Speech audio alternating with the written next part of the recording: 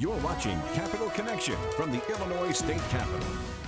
Welcome back. We're joined now by Senate Republican Dale Ryder from Charleston. Welcome back to Springfield. Thank you. It's been a Appreciate while. you having me. We saw the election a few weeks ago, and it was a bad night for Republicans statewide. It was.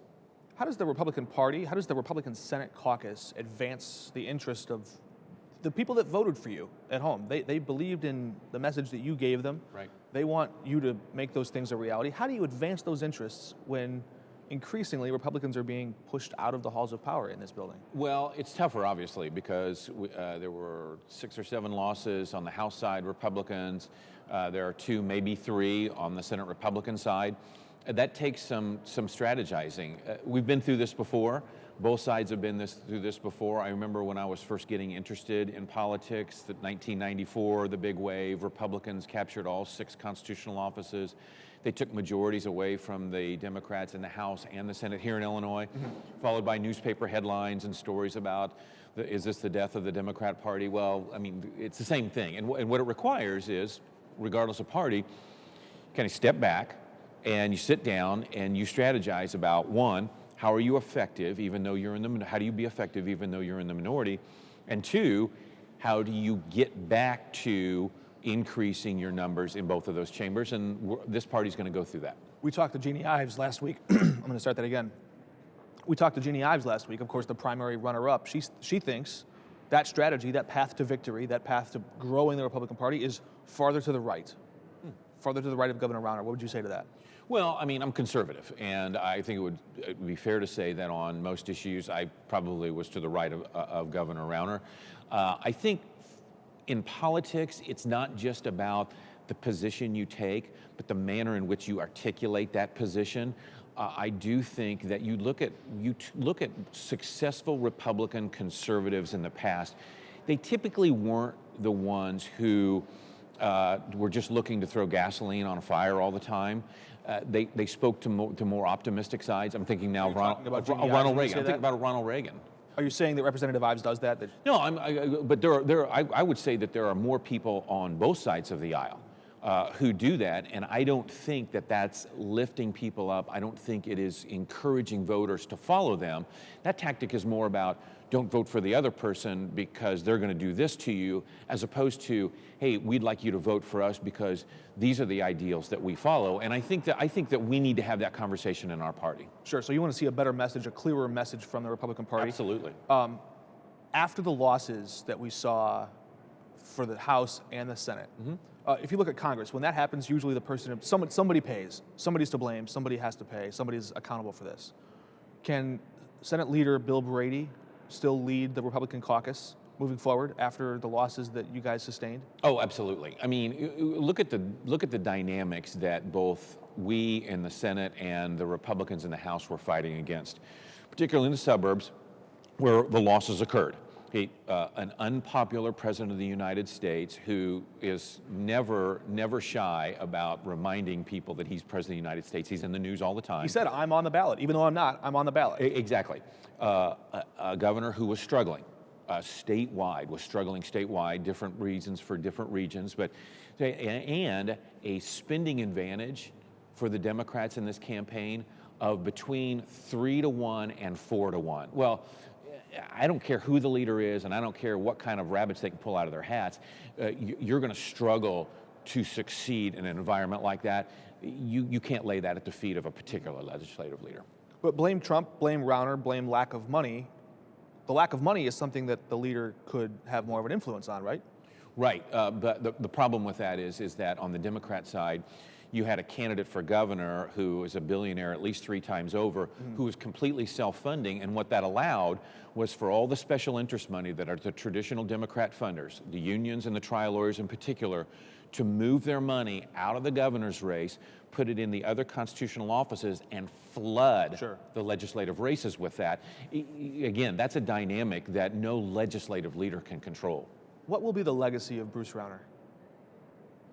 I think that it'll be like most legacies of most governors. There's a coin and there's 2 sides to it. What's the bright side? The bright side is that over his 4 years, and this is something that unfortunately is not something that is appealing when you're on the campaign trail. It doesn't sell in campaigns. The governor, insofar as the heads of his departments, installed competent professionals, people who knew how to do their job, they had a mission, and for the most part, they did it very well. Not everyone was perfect. Some people actually said, some Springfield insiders, if I can interject, said that was bad politics because he didn't do the old way of putting a political person in that job. He got the best person for the job. And a lot of observers, left and right, have noticed that. I completely agree with that, and I give Bruce Rauner credit for that. The other side of that, the legacy is that the governor, in making some of the choices that he made on particular issues, I think attempting to curry favor with middle of the road or even left-wing voters, lost his base. And I think that whoever comes back next, who is the next leader of the Republican Party, is hopefully going to look at that issue and say, you know, you have to make sure that you have yours before you start reaching for others. Who could that be? Could Todd Ricketts be that person? I don't know Mr. Ricketts, so I don't know. I literally don't know anything about Mr. Ricketts. So, but I would say this: the field's pretty wide open. Would you ever consider a run for governor? No. Well, I'll tell you what. If you give me the first five, well, I don't know, probably 30 or 40 or 100 million, I'll go raise the rest of it, and then I can talk. The rest, I don't know how much more you would need in a race for governor after that. But okay, so on to some of the issues, though. We know that Governor-elect Pritzker wants to raise the minimum wage to $15 an hour. What effect would that have on the business climate in Illinois? To me, it would be detrimental, particularly, and I'm thinking of my district. Half of the counties that I represent sit on the Illinois-Indiana border. So that's another thing that increases the cost of doing business in Illinois. Indiana residents want to come to Illinois to get a job? If they knew they can get a higher but there paycheck? won't be jobs to have because the investment that creates the jobs in the first place will be flowing to the other side of the line. That's my concern with that. That's always been my concern with the minimum wage. It's not about, hey, let's give the workers a raise. That's not my concern. Of course, everyone would like everyone to make more money. The issue is if you increase the cost of doing business, that money that creates that business goes elsewhere. Governor-elect Pritzker has also said he wants to legalize recreational marijuana. It appears he has some support. Even from Republicans. Your colleague, Senator Jason Barackman, supports this idea. Where do you stand? I'm opposed to that. I think before we actually have a vote on this, I think there are some very serious questions that need to be asked and substantive answers need to be given. And we need to hear from a group that typically supports more Democrat-leaning initiatives, but I would think would be very concerned here, and that is the substance abuse provider industry. Who we hear from regularly are not funded adequately. Now we're talking about increasing the availability of a drug that almost everyone, if you talk to them, they believe that will increase addiction in this state. They'll have more to do. Who says that? Can you cite a report that marijuana use leads to addiction or abuse? I can cite my personal experience as a prosecutor, and in the 5 years that I was a felony drug prosecutor, Mark, I never once prosecuted an individual for cocaine, LSD, whatever, another hard drug who didn't start with marijuana. Not one. No one goes straight to those drugs. They take themselves through marijuana. That doesn't mean that everyone who smokes marijuana winds up using cocaine or LSD, but it is an absolute gateway drug. It is absolutely a gateway drug.